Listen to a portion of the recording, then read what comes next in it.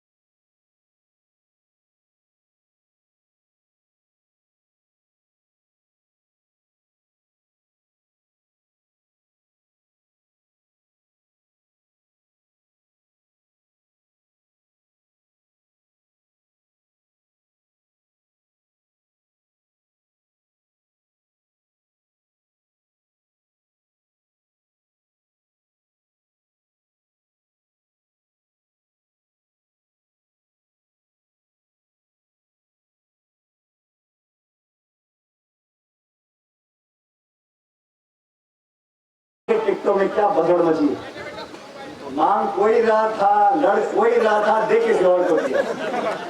अब मैं तो किसी के, मेरी आदत है, मैं किसी के बारे में व्यक्तिगत टिप्पणी करता नहीं, लेकिन जब घोषणा हुई तब मैंने समझा अब एक समय आ गया है कि अपन पिछली 3 बार चुनाव हार गए हैं।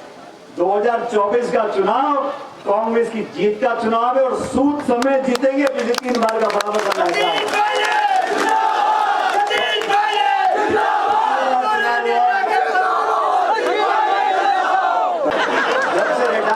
और जोश आ गया। 25 लोकसभा क्षेत्र राजस्थान में पिछली बार लोकसभा के चुनाव हुए, सबसे कम अंतर से अगर कांग्रेस कहीं हारी थी तो दौसा से हारी, लेकिन हम हार गए थे। इस बार साथियों मेरा हाथ जोड़ के निवेदन है, ये 25 लोकसभा सीट है, सबसे ज्यादा बड़ी जीत का ये हो तो दौसा लोकसभा क्षेत्र से हो, यह आप लोगों को सुनिश्चित करना है। 19 में चुनाव हुए थे, सरकार हमारी थी, उस समय भी आपके बीच में हम लोग आए थे, लेकिन अब हम सरकार में नहीं है, अब मैं भी फ्री हूं। तो जहां जहां मुरारी जी नहीं पहुंच पाएंगे उन गांवों में, मैं जाऊंगा उनकी जगह वोट मांगने आप लोगों से। और जब मैं यहाँ से सांसद था तो 1500 गांव थे, अब 1950 गांव पड़ गए। और ये बात सही है कि उम्मीदवार हर जगह नहीं जा सकता गांव पंचायत में, लेकिन आप सब लोग कांग्रेस के उम्मीदवार बनकर, कांग्रेस के कार्यकर्ता बनकर, कांग्रेस के नुमाइंदे बनकर उन गांव गाड़ी में जाना है। और मैं जानता हूं लोग आज शायद बोले ना, लेकिन मन सबका भर गया है, सब बदलाव चाहते हैं, सब आईना दिखाना चाहते हैं। 19 तारीख को जब वोट पड़ेगा, एक एक वोट कांग्रेस पार्टी को पड़ना चाहिए। पहुंच गए, कोई ससुराल को माई गए, कोई बारात में, कोई यहाँ कोई वहां, वोट पड़ गए कम। इस बार वो गलती नहीं करनी। और देखो इतिहास बता दो तुम्हारे को, मुरारी जी ने कहा इतिहास के बारे में, और ये बात बड़ी गंभीरता से सुनना आप लोग। ये जो हमारे साथ में खड़ी हैं, ये हमारी पहले उम्मीदवार हैं, सविता मीणा जी 19 में लड़ी थी, पार नहीं पड़ी। लेकिन आप देखो पिछले 20 सालों में मुरारी जी जहां चलते हैं, उससे पहले सविता जी चलती है। सविता जी जाती है, झाड़ फूक करके रास्ता साफ कर देती है, फिर मुरारी जी जीत जाते हैं। पानी कोई हो तो नंबर मुरारी जी का आ गया। सविता जी चुनाव लड़ी पिछली बार, मैं तो खूब जोर लगाया, लेकिन किस्मत में लिखा था कि इनको ना तो इनको विधायक बनाना था ना सांसद बनाना था। ये तो उनको भेजते हैं, रास्ता साफ करा देते, फिर खुद जगह चुनाव लड़ते। तो ये रास्ता साफ हो गया। और ये चुनाव, अभी मैं लक्ष्मण जी से बात कर रहा था, ममता जी से बात कर रहा था, ये चुनाव पूरी पार्टी एकजुटता से लड़ेगी। 36 कौम के साथी हम मिलकर लड़ेंगे। तमाम नेता हमारे देश के, प्रदेश के, हम सब एक जैसे एक मत हैं। और ये बात सच है, मुरारी मीणा जी का नाम कांग्रेस पार्टी ने सर्वसम्मति से चुना था और सबका मन था कि वो व्यक्ति है जो सब लोगों को साथ लेके चल सकता है। तो मेरा आपसे निवेदन है, 19 तारीख का भी समय है, हम सब लोग मिलकर काम करें। और मेरा आपसे आग्रह है, ये छोटे मोटे टांग खिंचाई टोका टाकी चलती रहती है, लेकिन ये बड़ा चुनाव है, ये देश का चुनाव है, आने वाले भविष्य का चुनाव है। इसमें कांग्रेस पार्टी को राजस्थान से हमें कामयाब बनाना है और दौसा लोकसभा क्षेत्र को नंबर 1 पर लेकर आना है। सबसे बड़े बहुमत के साथ दौसा से चुनाव जीतकर जाएंगे, तब मुझे लगेगा कि हम लोगों की हमारी बात को आपने रखा है। मैं आप लोगों से पुनः निवेदन करता हूँ, जो लोग मंच पर बैठे हैं, जो मेरे सामने बैठे हैं, अपना चुनाव समझ के लड़ना है एक एक व्यक्ति को, और हर एक वोट की कीमत है। कोई हमसे नाराज अगर होगा किसी कार्यकर्ता से, हाथ जोड़ के माफी मांगनी है। देश के लिए, संगठन के लिए, कांग्रेस के लिए, भविष्य के लिए हम लोगों के हाथ के निशान पर बटन दबाने वाले हो। मैं भी आपके पीछे पड़ा रहता हूँ, आप एक बटन दबाना, आपको 2-2 सांसद मिल जाएंगे। मैं भी काम करूंगा, मुरारी भी काम करेंगे।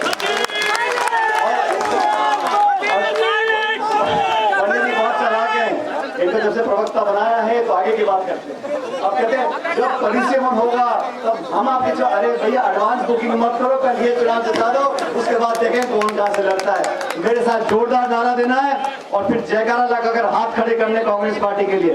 Congress party, Congress party, Congress party. बहुत बहुत धन्यवाद। राम राम साहब। अपना नामांकन भरा है। ये नामांकन लोकसभा चुनाव के लिए है।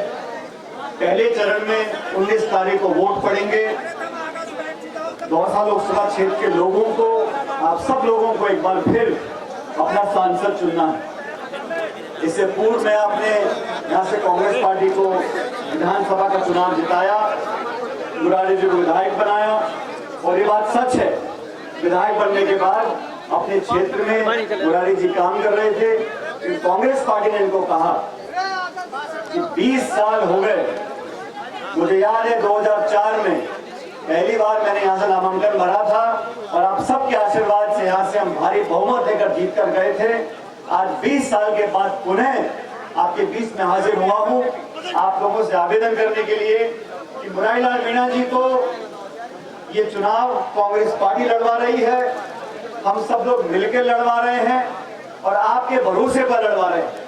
यहाँ बैठे बहुत सारे लोगों को मैं देख रहा हूँ, कईयों के बाल सफेद हो गए, कईयों के बच्चे जवान हो गए और समय से बीतता है, लेकिन कुछ नहीं बदला है।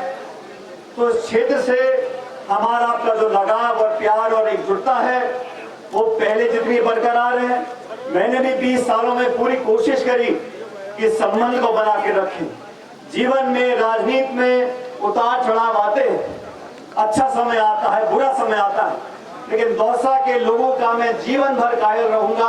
आप सब लोगों ने मेरे और मेरे परिवार के लिए जो किया है वो दुनिया की कोई जनता नहीं कर सकती। जो संबल, जो ताकत, जो आशीर्वाद, जो प्यार, जो मोहब्बत, जो समर्थन, जो सहयोग आप लोगों ने दिया है, उसका ऋण इस जीवन में, उसके अगले जीवन में मैं कभी उतार नहीं पाऊंगा।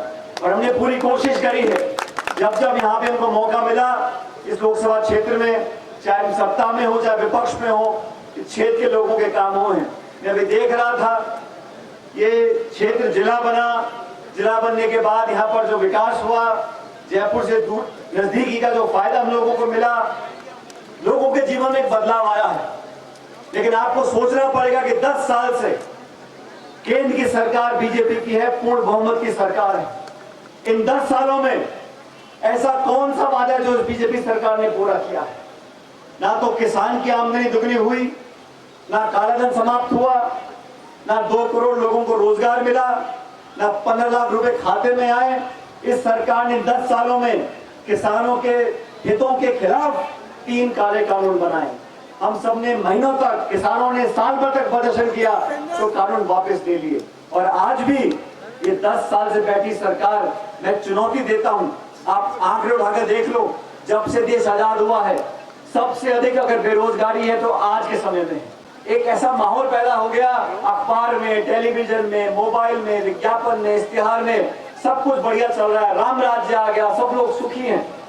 साथियों, आज मध्यम वर्ग और गरीब तबका, उनसे पूछो महंगाई के क्या हाल है। आज जो शिक्षित बेरोजगार दर दर भटक रहे हैं उनके क्या हाल है। हमारी सेना में भर्ती को बंद कर अग्निवीर की योजना चालू कर दी। विश्वासघात करने के साथ साथ लोगों को भ्रमित किया जा रहा है।